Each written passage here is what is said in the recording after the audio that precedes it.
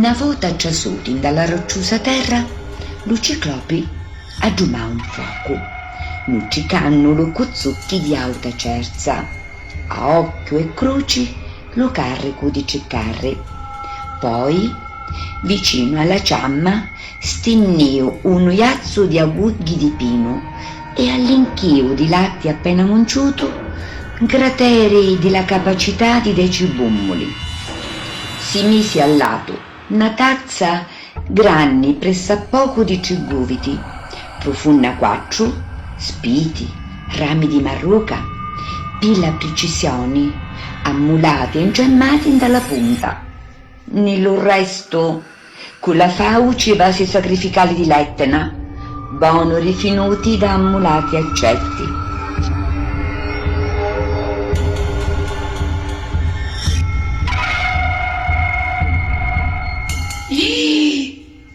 Mi s'avvucchi la pignata di bronzo.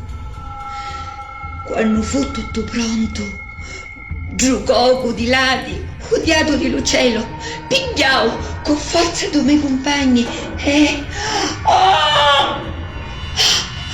li scannau con certo criterio. Nitau uno dallo fondo della pignata di bronzo, l'altro acchiappato per lo filemito di lo calcagno. Lo sbatteu contro una pizzuta sporgenza di la roccia, facendoci scricciare le miduggia. Poi, con lo sacuteggio, che mai si sazia, gli tagliavo la carne, s'arrostiu i pezzi e lo resto lo ittavo a cuocere in ta pignata di bronzo.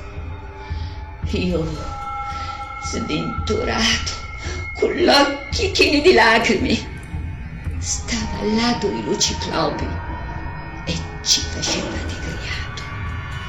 L'altri, che si imbortosavo come tanti aceti dall'agnoni che ammucciati della grutta, non avevano più manco una stizza di sangue dalle vene.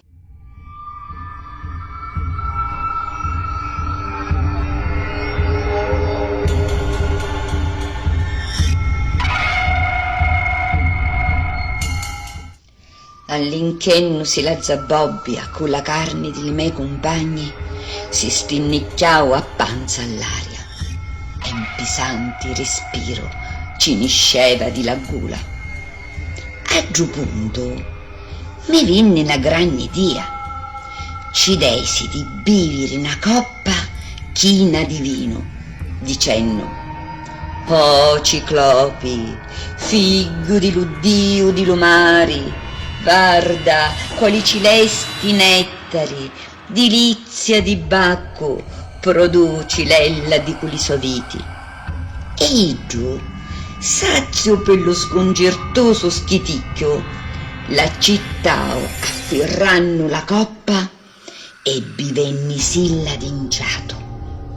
Isata la mano, si misi a lodarmi: «Carissimo ospite, tu mi offri una vivanna saporita, dopo schiticchio altrettanto saporito». Vedendo che ci pigliava gusto, ci passai di nuovo la coppa. Sapeva che lo vino ci avesse fatto male e che presto avesse pavato per i suoi colpi. Lo disvio dell'idea di la baraonna fatta insieme, dicendoci che mai aveva a dare stu nettari all'altro ciclopi, ma di tenere sì lo scitto tutto pietro e di farsi tutti i bevuti che voleva.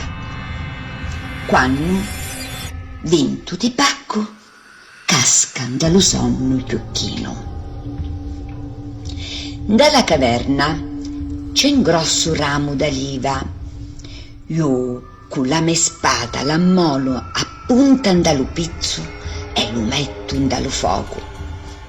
Quando poi vedo che è bello arrostuto e inciammato, lo iso sopra e ci lo infilo dritto dall'occhio di lo ciclopi fino a spurtusare a cillo tutto.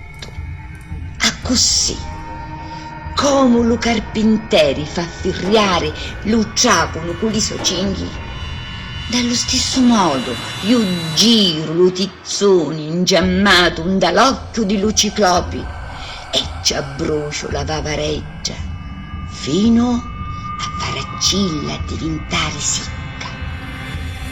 Efesto, signori di l'Etna, abbrocia la spirlucenti vavareggia di lutto schifoso vicino, allibertiti di iddo una volta per sempre. E tu, sonno, figlio della notte, precipita con tutto il tuo peso sopra studioso animale che è disprizzato degli dei. Dopo la gloriosa impresa di Troia, non lasciate morire a Odisseo e i suoi compagni per mano di mostro canenti ci importa degli dei e di l'omini, ma se nunca avevamo a credere che l'ho fatto in Dio e che gli dei niente possono fare contro la sorte.